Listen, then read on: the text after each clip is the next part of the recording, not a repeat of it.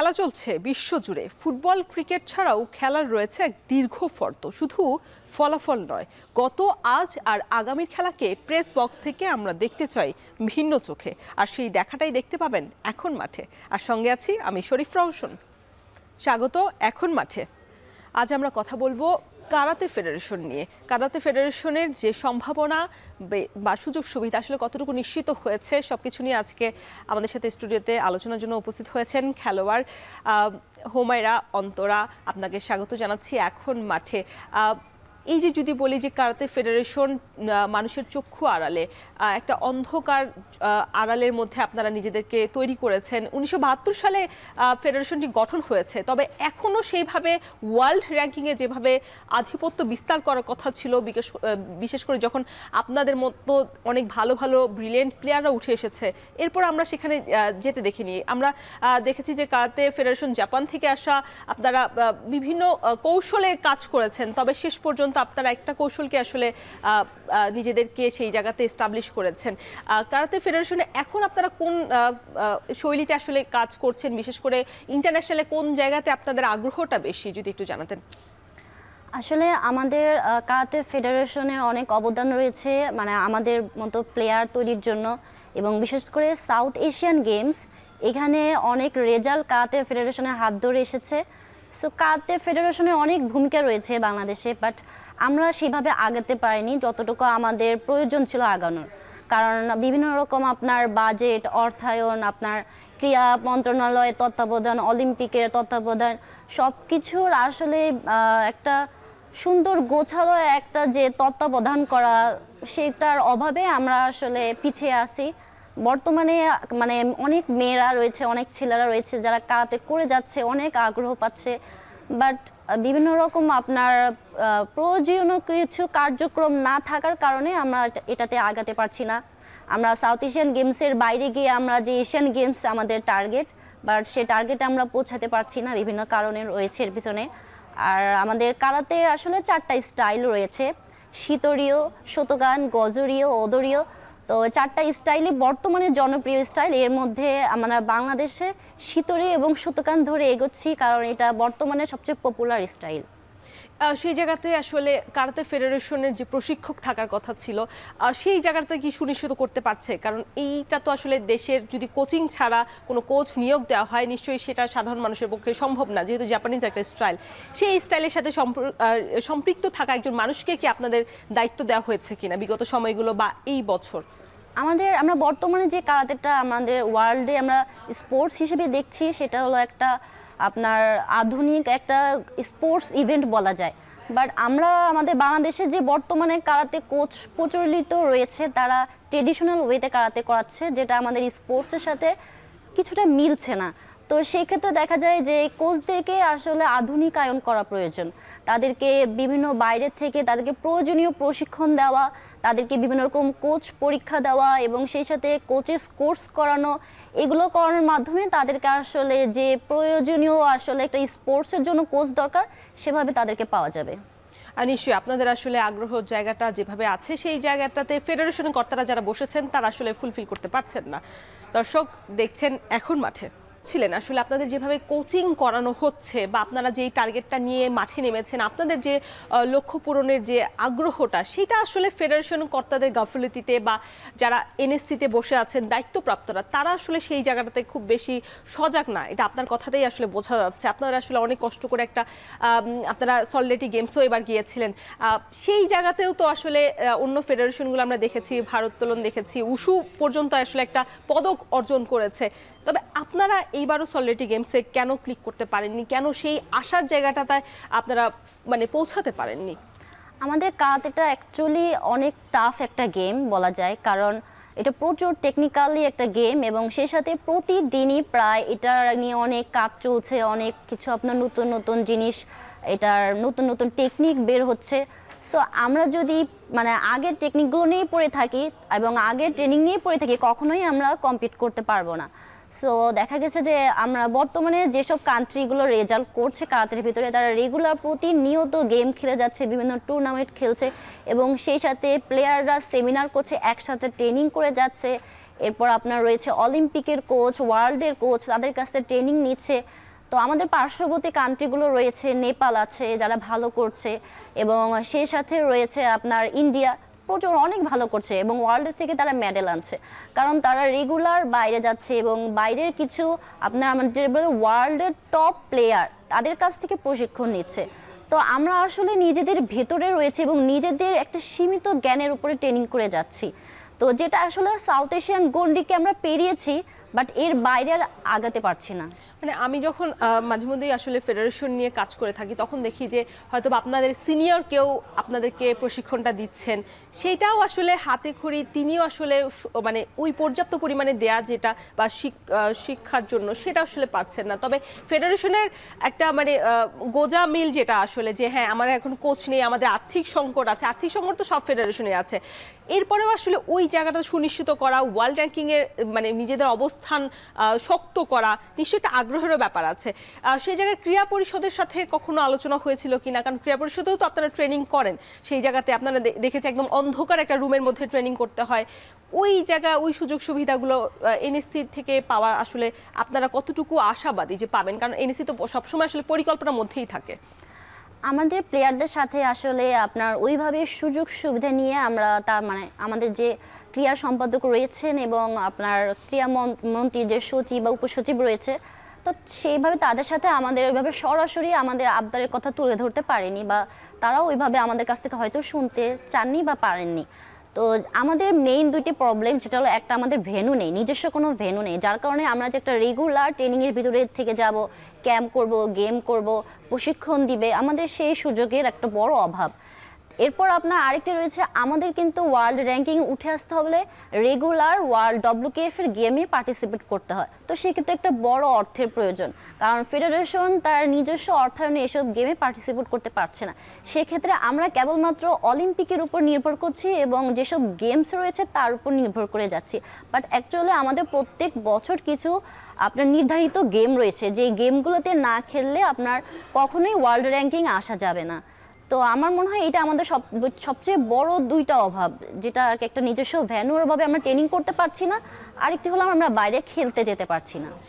আপনাদের যে নতুন কমিটি পেয়েছে, 1 বছর সময় হয়ে গেছে, তারা আসলে আপনাদের জন্য কয়টা টুর্নামেন্ট আয়োজন করতে পেরেছে? এই বছর যদি দেখি আপনাদের জন্য হাতে গোনা 4 থেকে 5টা আপনারা টুর্নামেন্ট মানে খেলতে পেরেছেন, সেটা জুনিয়র এবং সিনিয়র লেভেলে, জাতীয় একটা চ্যাম্পিয়নশিপও ছিল ঘরের মাটিতে।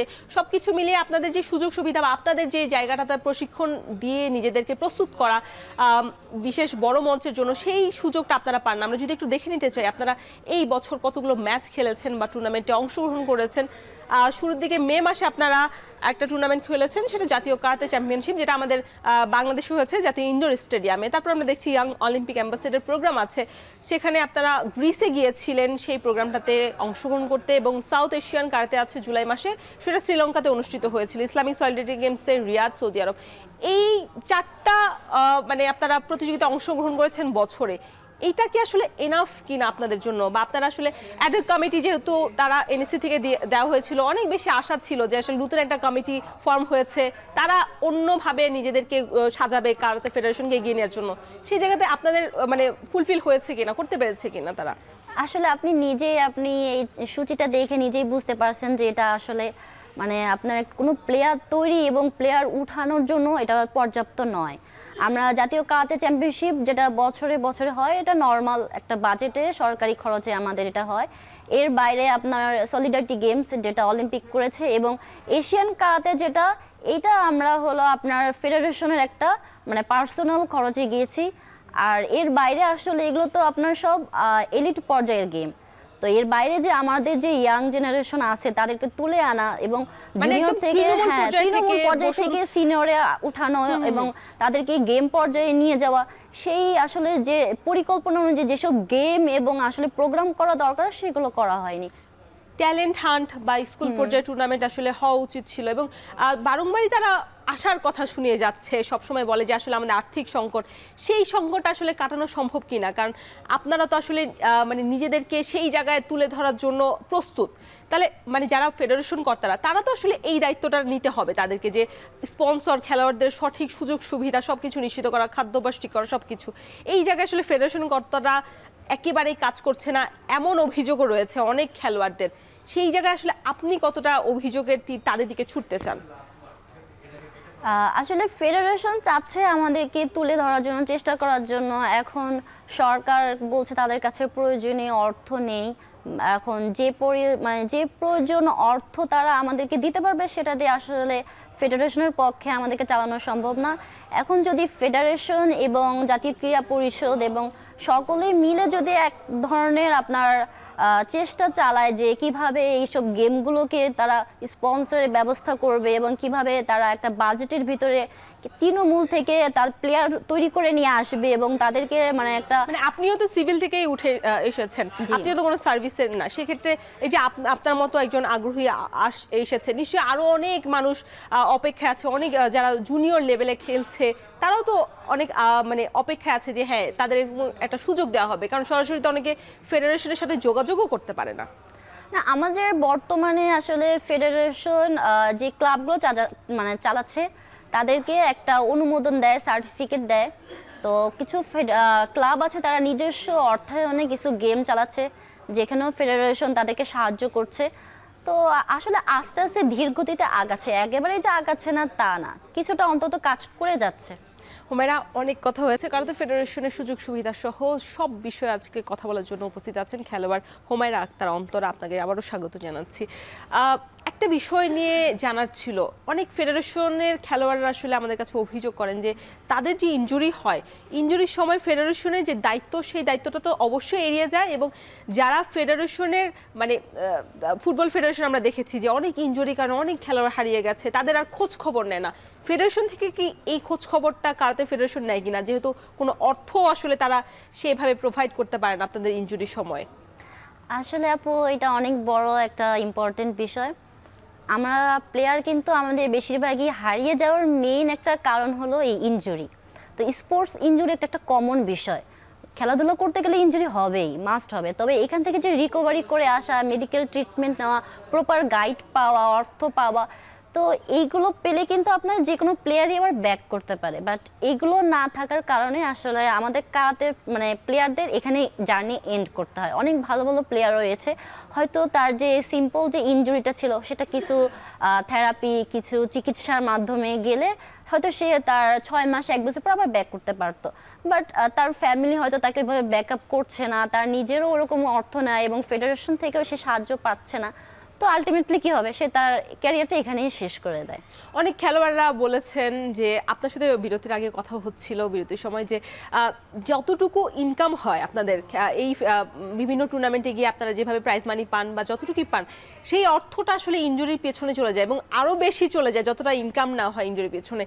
এইটা আসলে কতটুকু মানে ফেডারেশনের আসলে এই জায়গাতে ভূমিকা আছে কিনা? কারণ আপনারা নিশ্চয়ই জাতীয় কোনো আপনারা চুক্তিতে নেই বা ফেডারেশনের সাথে চুক্তিতে নেই, সেক্ষেত্রে আপনারা নিয়মিত যেহেতু বেতনটা পান না, সেই জায়গায় ইনজুরি টাইমে যখন যারা সিভিল থেকে আসে, যারা সার্ভিসে আছে তারা তো সার্ভিসে আসলে সেই সুযোগ সুবিধাটা পায়, তবে যারা সিভিলে আছে তারা নিশ্চয়ই এই ইনজুরি যে খরচটা সেটা জোগাতে তাদের হিমশিমি খেতে হয়।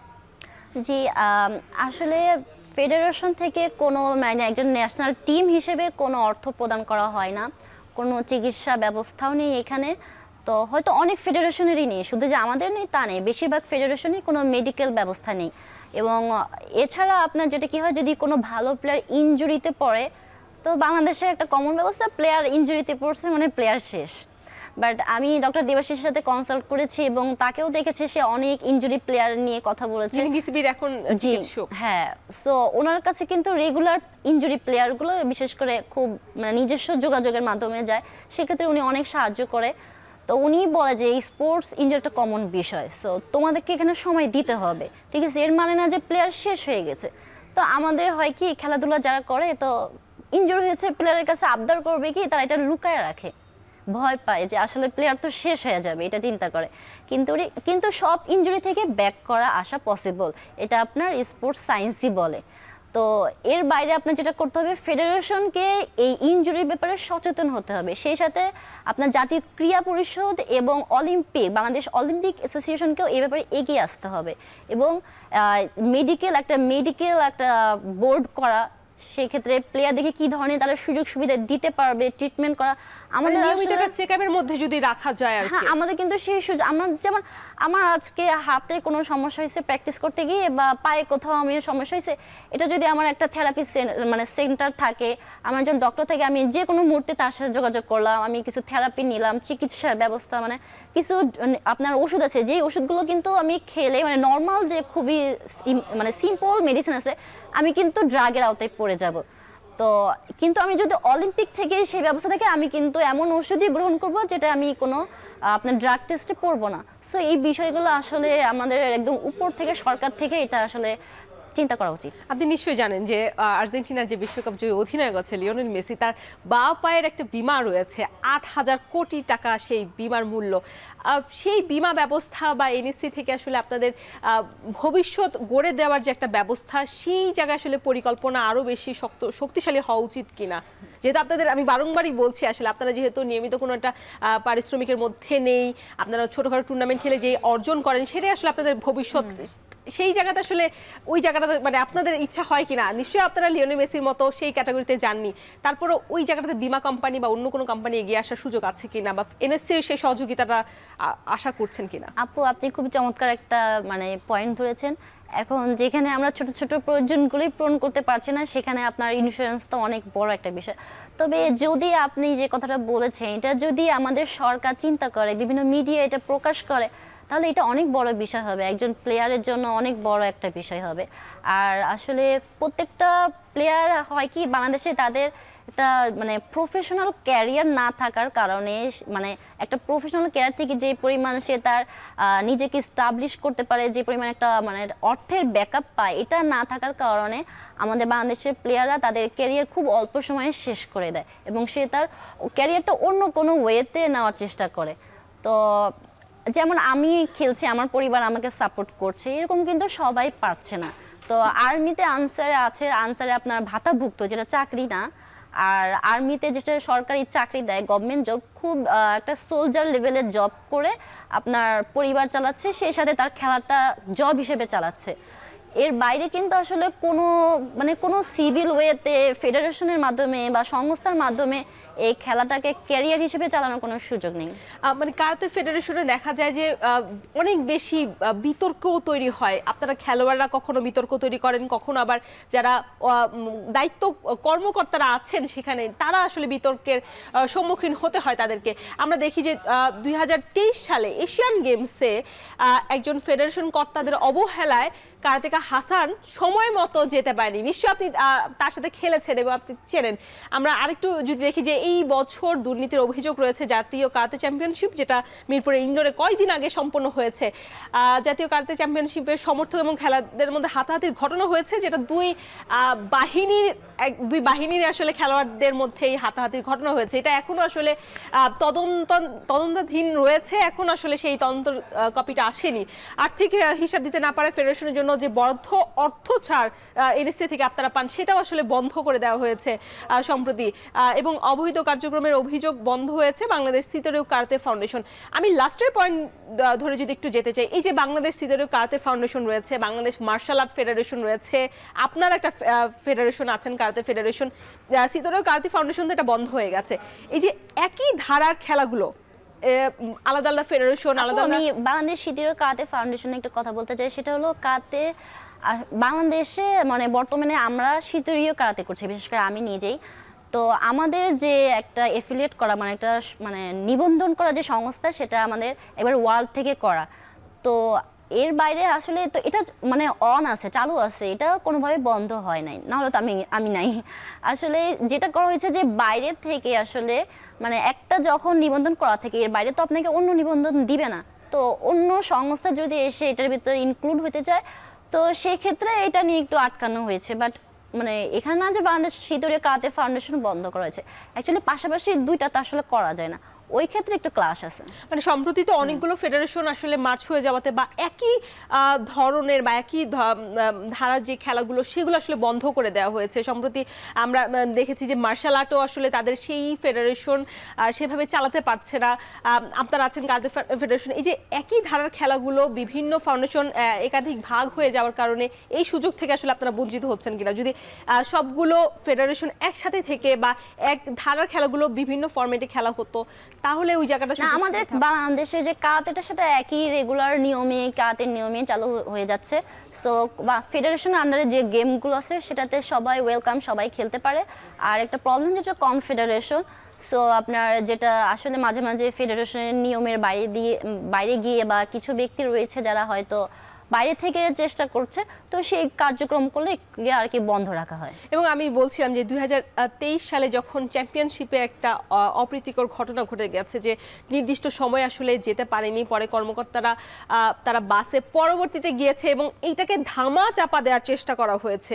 সেই সময়টা তো আপনি জানতেন, ছিলেন, ওইটার যদি মানে আসল ঘটনাটা আসলে বলতেন। অনেকে বলেছে যে তিনি শারীরিকভাবেও অসুস্থ ছিলেন।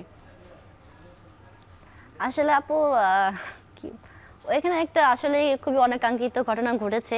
একটা প্লেয়ার, সে 1 বছর ট্রেনিং নিয়েছে, তার খেলতে না পারাটা এসব বিশাল কষ্টের।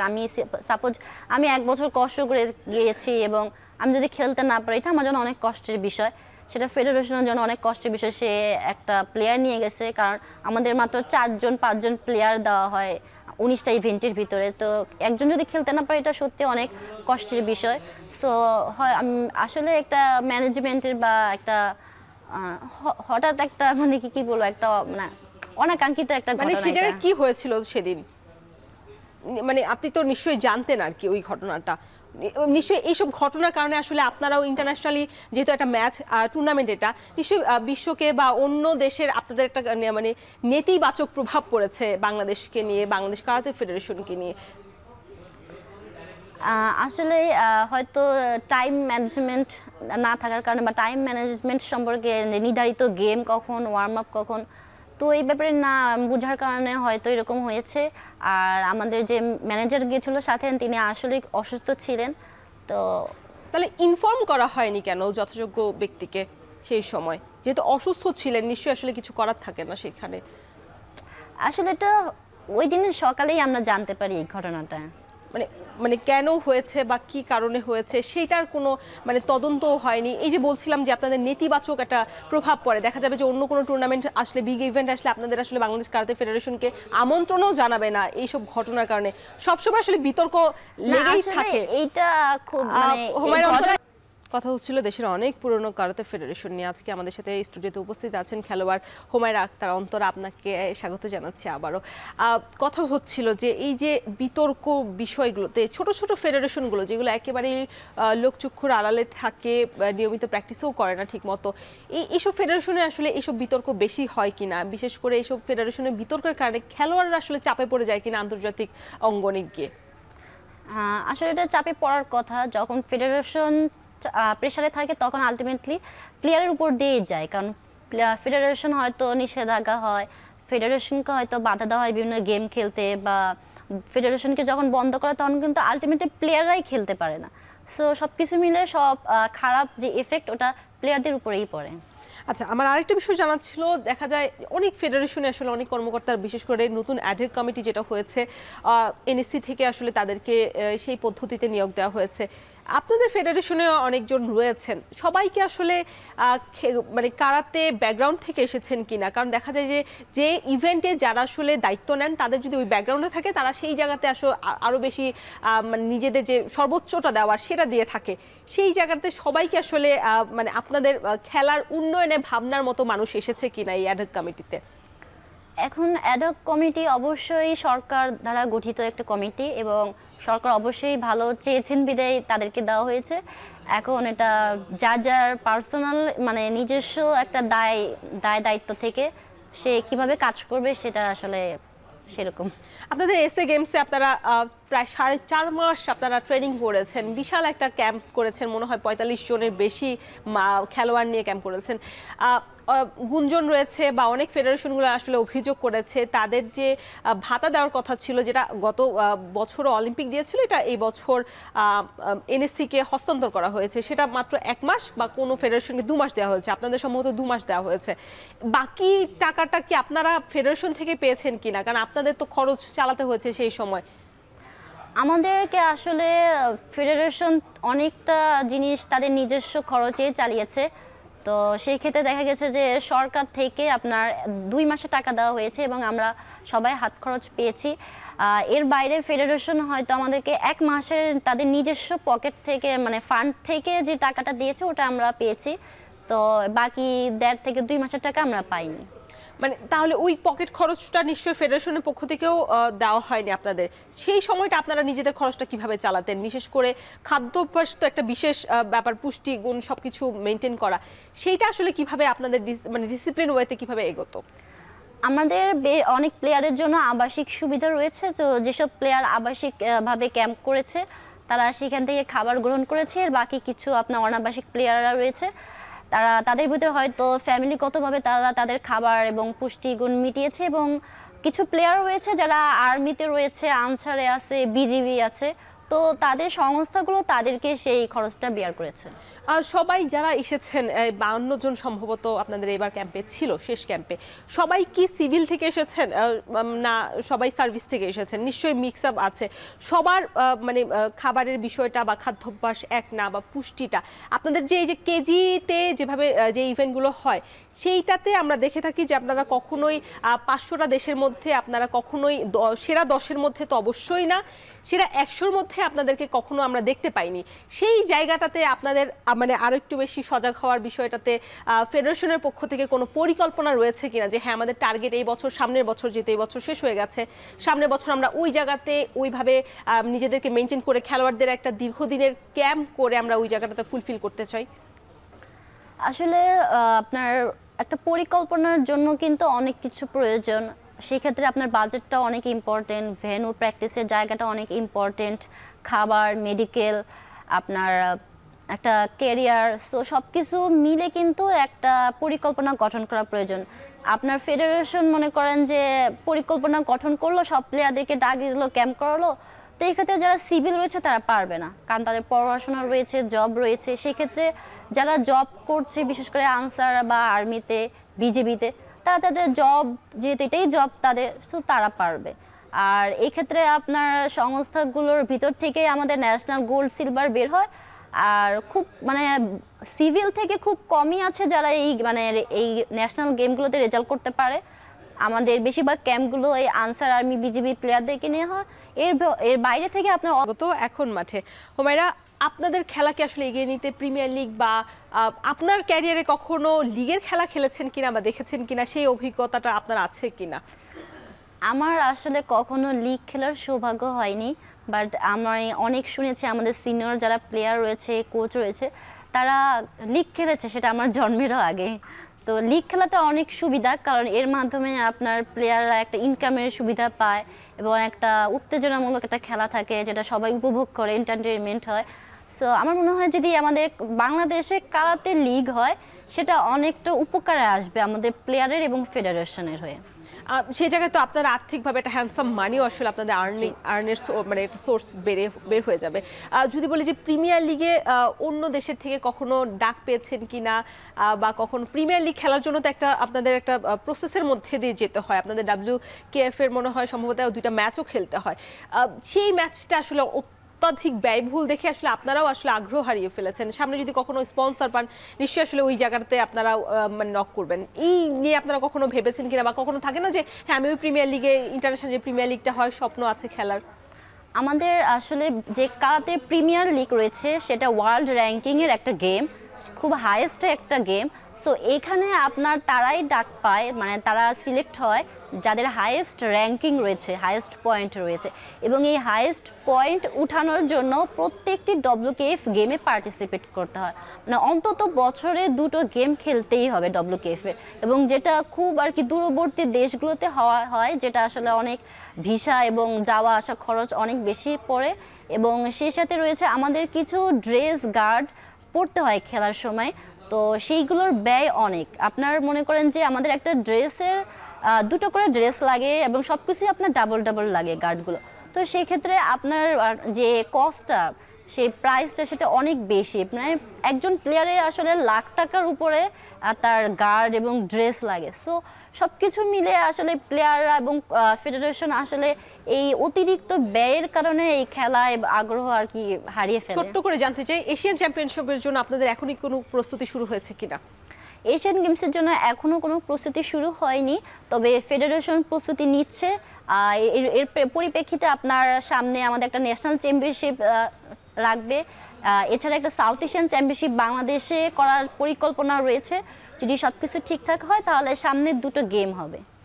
হুমায়রা অন্তর, আপনাকে অসংখ্য ধন্যবাদ স্টুডিওতে আসার জন্য। দর্শক, শেষ করছে এখন মাঠে। এতক্ষণ সঙ্গে থাকার জন্য সবাইকে ধন্যবাদ।